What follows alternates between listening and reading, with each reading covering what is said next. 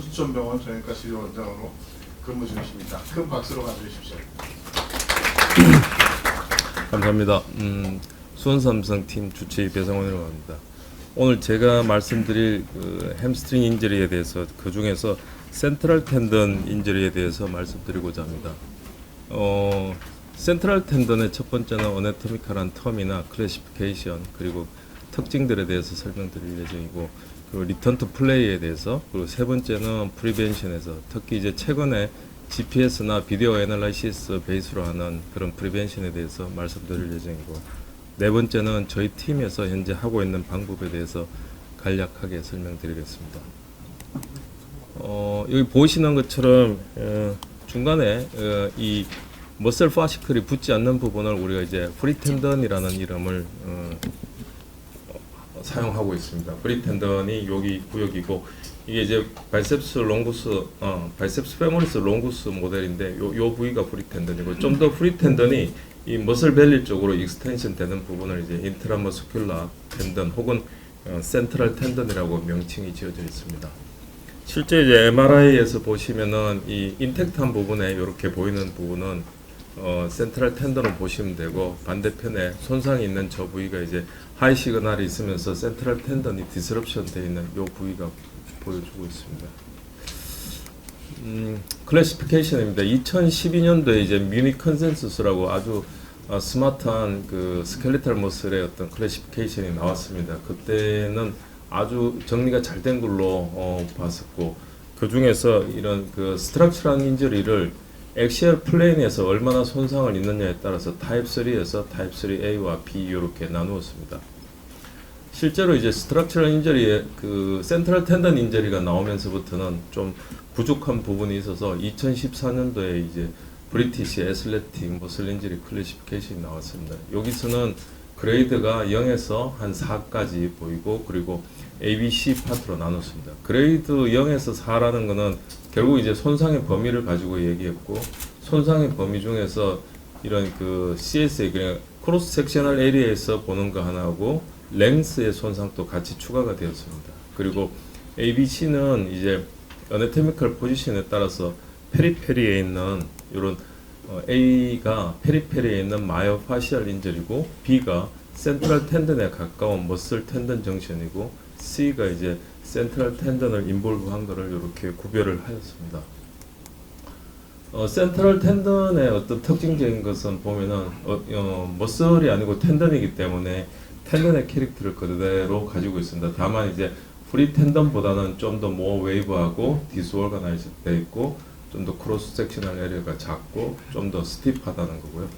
이 센트럴 텐던이 이제 에너지 자체를 스토어하거나 릴리스를 못하기 때문에 어큐트 스트레인에 센트럴 텐던이 많이 인볼브가 되는 것 같고, 이제 프리 텐던은 가능하면 이제 오버유즈나 디제너레이션 되는 그런 패솔로지를 갖추고 있다, 이렇게 설명되어집니다.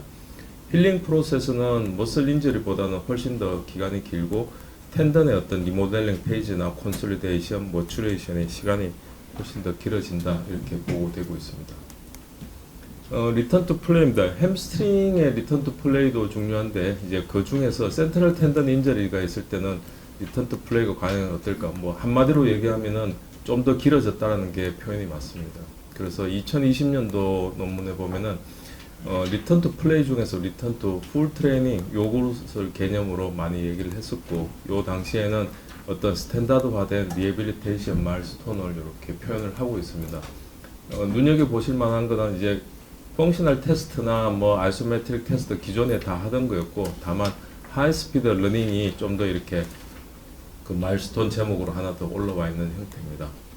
이 2019년도 논문에 보면은 이 리턴 투 풀 트레이닝 테스트가 아주 정리가 잘 되어 있습니다. 이게 클리니컬 어세스먼트, 스트렝스 어세스먼트, 그리고 MRI와 바이오메카닉스 이렇게 나눠져 있습니다. 클리니컬한 거는 주로 이제 피지컬 익점이나 우리가 실내에서 간단하게 할 수 있는 호핑 테스트 중에 4가지 중에서 트리플 홉 테스트가 비교적 펑셔널하게 더 유용하다고 나와 있고, 이 스트렝스 어세스먼트에서는 나머지는 우리가 이제 대부분 하고 있는 거죠. 엑센트릭이나 아이소카이네틱 다 하고 있는 건데, 이 하이 인텐시티 러닝이나 트레이닝이 비교적 석세스풀하게 잘 이용이 되었을 때는 좋은 결과를 가지고 있고 리턴 투 풀 트레이닝의 인디케이션이 될 수가 있다 나와 있습니다. 그리고 MRI는 이제 maybe로 되어 있습니다. 프리딕션 예측은 하진 못하는데 그냥 도움을 줄 수 있다. 그 정도로 대부분의 논문에 그렇게 나와 있고, 바이오메카니컬한 면에서는 여기서 뭐 옵토 점프를 이용해서 했다고 하고, 그리고 프리인저리 레벨에 대해서는 이제 그라운드의 컨택 타임이나 스트라이드 랭스, 그리고 폴스 플레이트를 이용한 머슬 스트렝스닝을 체크를 했다 이렇게 나와 있습니다. 그래서 이 세 가지가 다 만족스러울 때는 이제 팀하고 같이 쉐어를 해서 디시전 메이킹을 한다 이렇게 보고되었습니다. 인저리 메커니즘 중에서 아웃사이드 부분입니다. 이거는 2023년 논문에 보면은 약 20년 정도 UEFA 리그에서 축구의 부상을 정리를 해보니까 24% 정도가 이제 햄스트링 인저리가 나왔다고 보고가 되었습니다. 그 중에서 햄스트링 인저리 중에서 61%는 이제 러닝이나 이 스프린팅을 할 때 많이 일어났다라고 보고가 되었고, 2011년도 이전에는 이런 햄스트링 인저리가 30% 정도였는데 11년도 이후에는 72%입니다. 그러니까 이 10여 년이 지나면서 여러 가지 치료의 방법, 뭐 재활의 방법 이런 게 다 연구되고 그렇게 나왔지만 오히려 햄스트링 인저리가 늘어났다는 아웃사이드를 보면은 그 동안에 이제 좀 더 모아한 인텐시브 액티비티가 필요했고 좀 더 빨리 달렸고 그리고 경기 자체의 수도 훨씬 더 많아졌다는 게 이제 아웃사이드의 원인으로 볼 수가 있습니다. 실제로 바이오메카니컬한 그 인저리 메커니즘을 보면은 이제 이번에 눈여겨보실 거는 이 스윙 페이지에서 이 대부분의 햄스트링 머슬이 머슬 텐던 랭스가 10% 정도 더 증가되었다라는 거고, 5번에 보시면은 햄스트링 인저리가 결정적으로는 이제 카운터 액트라는 역할을 못할 때 힙이 좀 더 모어 플렉션이 되고 니 조인트가 모어 익스텐션이 되면서 어큐트 스트레인이 햄스트링에 이제 임포즈 된다는 게 아마 인저리 메커니즘의 중요한 요인인 것 같습니다.